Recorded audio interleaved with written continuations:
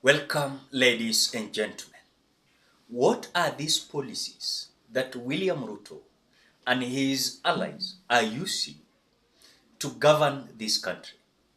Because I'm so concerned when it comes to the way, leave alone now the promises. Leave alone the promises.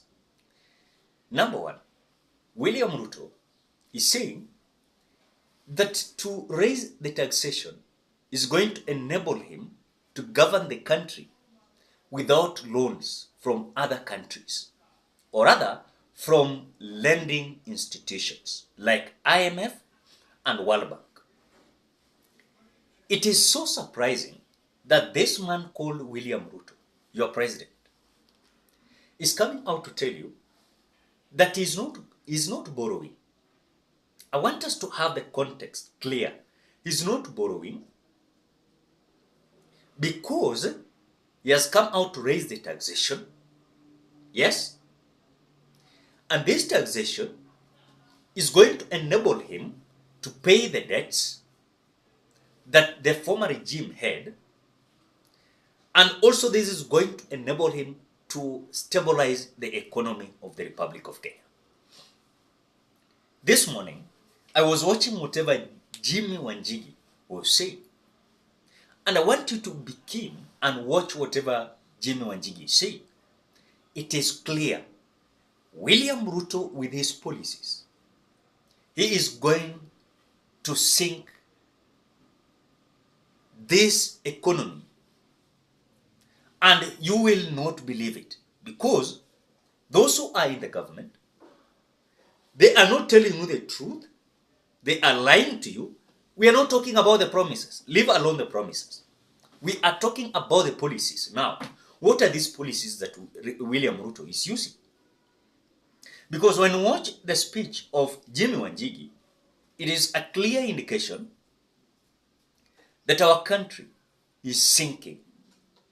And this country is going to sink and is going to default. Why? Because these people are borrowing at a high rate. The taxes are so high. And I want you to watch whatever Jimmy Wanjigi is saying, that high taxation is not going to help William Ruto to stabilize the economy. It's just simple. The policies that he is using. And these policies are capable of destroying William Ruto's government completely by ensuring that the economy is going to sink. And the way the economy is going to sink, then we are going to default. Because loans are there left, right, center. At the same time, the taxation is so high. So watch Jimmy Wanjigi, then we'll continue.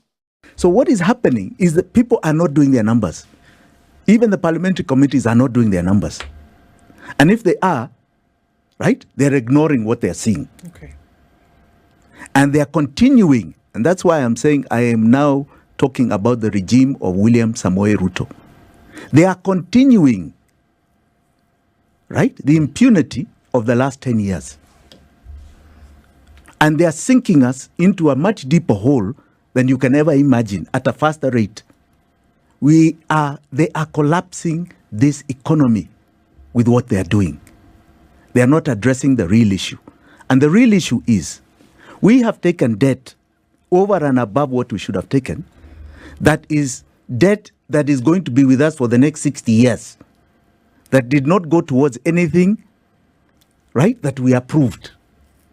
And if we don't deal with it square on, you are going to collapse this nation of ours economically. And that collapse is going to come in the form, first and foremost, because you're going to see these tax revenues are going to get him nowhere. It is going to come with something called default. And when that happens, right, and I think the COB is ringing the gengele. Hapa kuna shida. Kuna shida. When it happens and it starts coming into Du's bank account and her Mpesa, right, and anything she does, because you're going to start being told haircut, I want to see what Kenyans will do at that point. Because it means categorically that he is going to make us pay for what we never approved, that has never come for our benefit, right?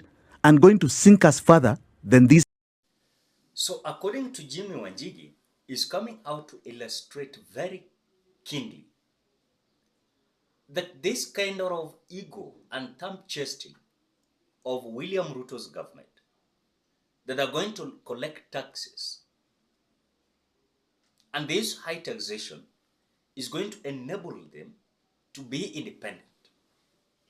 He's saying that this high taxation is going to come up with this something called default. And as long as the country is going to at that point of default, then the economy is totally out of hands. The same thing that I read from Saturday Nation, where a third of the budget is being looted. I want you to understand, a third of budget in this William Ruto's government is being looted. The budget controller cannot come out to account for where does this money go to.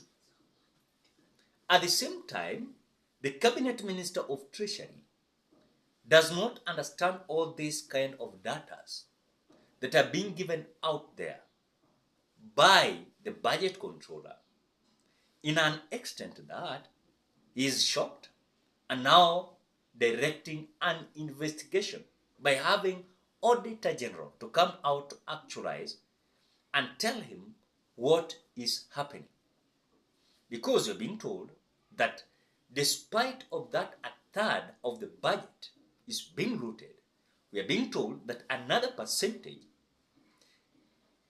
is being diverted to other activities that has not been budgeted to.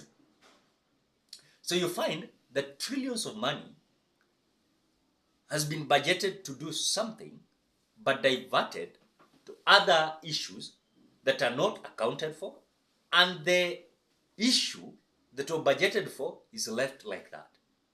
So in other words, the country, the way William Ruto is governing it, is going to bring us a lot of problem. And by the way, just a few hours, I was just reading about the announcement and also the solutions that are going to come with EPRA. EPRA is a body that regulates the prices of fuel. And they're saying that they're going to raise it again. The price is going to be raised, from this price that we're having to another price. Just the other day, the price of fuel was raised. And now whatever they say is that the price of fuel is going to hike up again. It means that again, when you look at even their reasons that why the fuel is going to hike up, is because they say the fight in between the Palestine and Israel. The other time Uhuru Kenyatta came out saying that the reason why the fuel is going high, it was because of the fight of Ukraine and Russia. And of course, he came out adding that the issue of COVID-19 pandemic. But still, Uhuru Kenyatta managed to ensure that this was going to be affordable to the people by subsidizing the fuel. But immediately William Ruto came in. William Ruto removed all these subsidies. What he came out saying, that he wanted to subsidize the production than consumption. Because according to the reasoning capacity of William Ruto, he said the economy was going to sink because of too much of subsidizing consumption than production. And that is why William Ruto came out saying that he wanted to subsidize fertilizer. And this fertilizer, these are inputs that are going to enable farmers to produce more food.